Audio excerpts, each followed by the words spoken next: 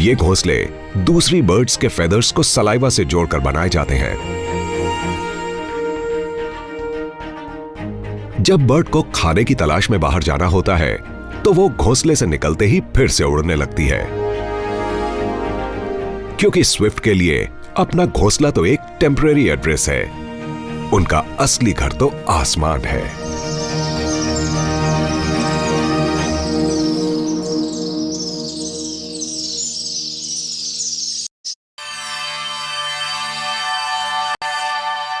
बारिश के कई महीने बाद भी थार रेगिस्तान में पानी की कोई कमी नहीं है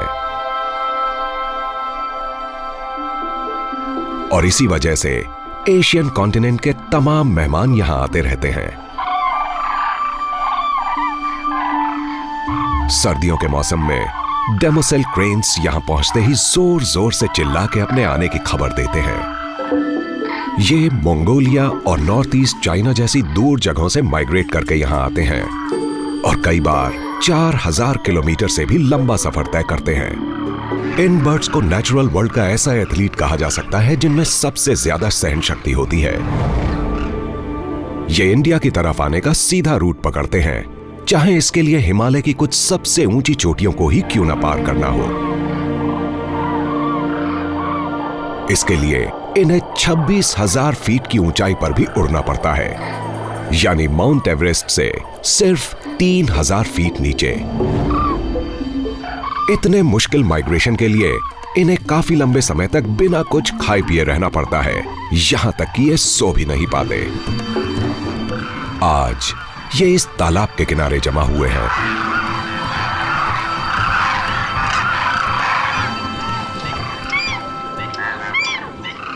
थार में माइग्रेट होकर आई ये डेमोसेल क्रेन्स हजारों का झुंड बनाकर रहती हैं।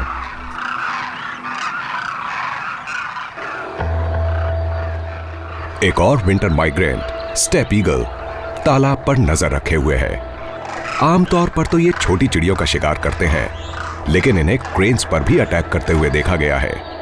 लेकिन इस स्टेप ईगल का ये इरादा नहीं है।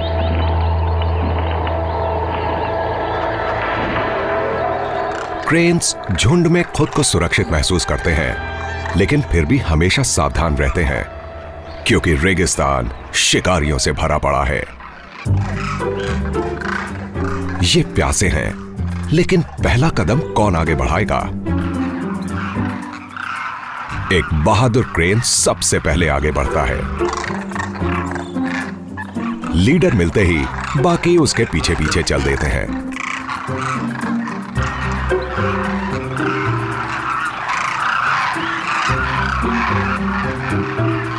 अगले कुछ महीनों के लिए ये पानी इनकी जिंदगी है। इंडिया तक आने में इन्हें काफी मुश्किल सफर तय करना पड़ा है।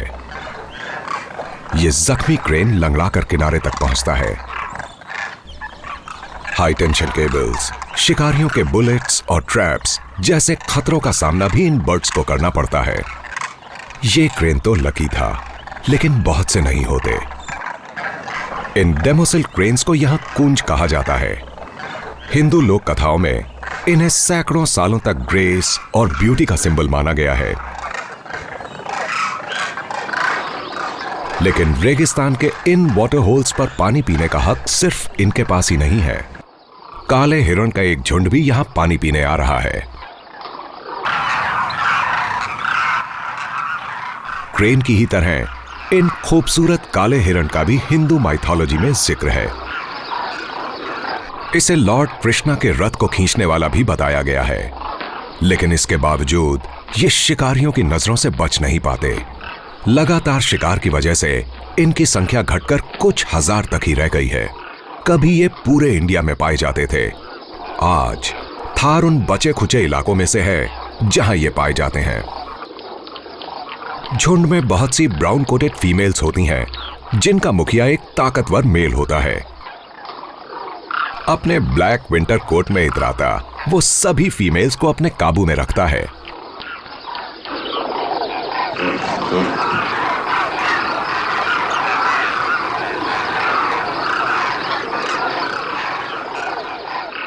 छोटे मेल्स थोड़ी दूरी बनाए रखते हैं उन्हें झुंड की फीमेल के साथ मेट करने का हक पाने के लिए लड़ना होगा। लेकिन मुखिया मेल के 2 फीट लंबे सर्पीले सींग लड़ाई में बहुत खतरनाक साबित हो सकते हैं।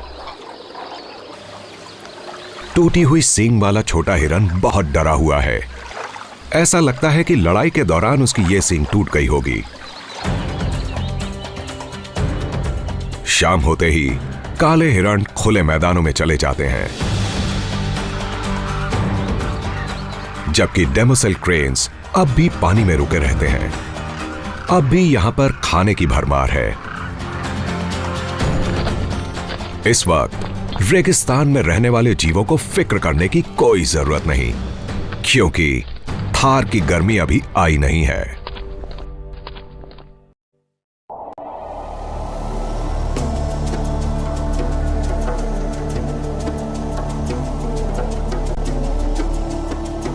थार के रेगिस्तान में सर्दी से गर्मी का मौसम आते ज्यादा वक्त नहीं लगता।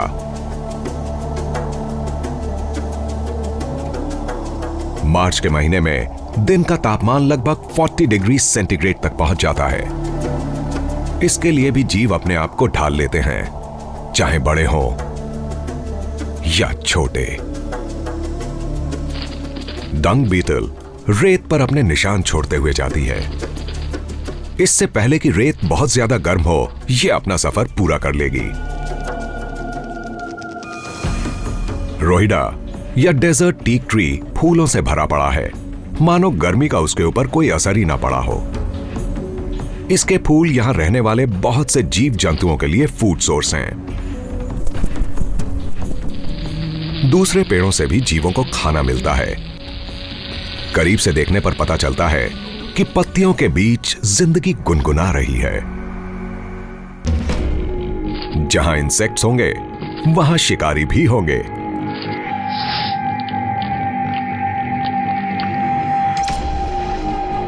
लेकिन शिकारी भी शिकार बन सकता है। एक ग्लॉसी बेलीड रेसर रेगिस्तान का सर्वे करता है। यह दूसरे सांपों के मुकाबले बहुत छोटा और कम जहरीला होता है और बहुत सतर्क रहता है। यह अपनी फोक टंग के जरिए हवा में होने वाली हलचल से किसी भी मूवमेंट का पता लगा लेता है। एक इंडियन हेजहॉग।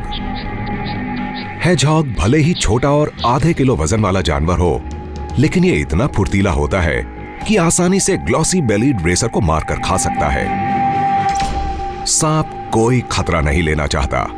अपने रेसर नाम के मुताबिक वो वहां से भाग लेता है।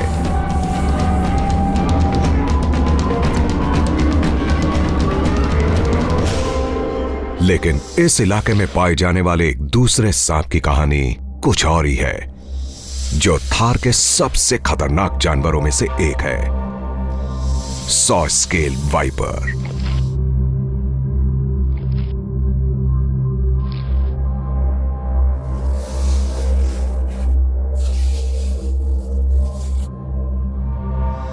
वाइपर को यह नाम इसलिए मिला क्योंकि जब यह गुस्से में आता है तो यह अपने स्केल्स आपस में रगड़ता है, जिससे सॉइंग साउंड निकलती है। यह साउंड दुनिया के सबसे खतरनाक और जहरीले सांप की तरफ से किए जाने वाले सबसे तेज हमले की चेतावनी होती है। ऐसा जीव जिससे आप दूर ही रहना चाहेंगे। सॉ स्केल वाइपर आमतौर पर लेट इवनिंग या रात में शिकार करता है, लेकिन आज यह दिन में बाहर निकला है। इसने रेत पर साइड वाइंडिंग या साइडवेज मूव करना शुरू कर दिया है। स्लो मोशन फुटेज देखने पर पता चलता है कि साइड वाइंडिंग करते हुए कभी भी इसकी बॉडी के सिर्फ 2 पॉइंट्स ही रेत के कांटेक्ट में आते हैं। यह तेज गर्मी से बचने का एक कमाल का तरीका है। लेकिन अब सूरज और रेत दोनों ही बहुत ज्यादा गर्म हो चुके हैं। सॉ स्केल वाइपर खतरनाक होता है और इंसानों से दूर ही रहता है। हमारे लिए यही अच्छा है, क्योंकि इसके काटने से शरीर में हीमोटॉक्सिक वेनम इंजेक्ट होता है, जो तेजी से मसल टिश्यू को ब्रेक डाउन करते हुए दर्दनाक मौत का कारण बनता है।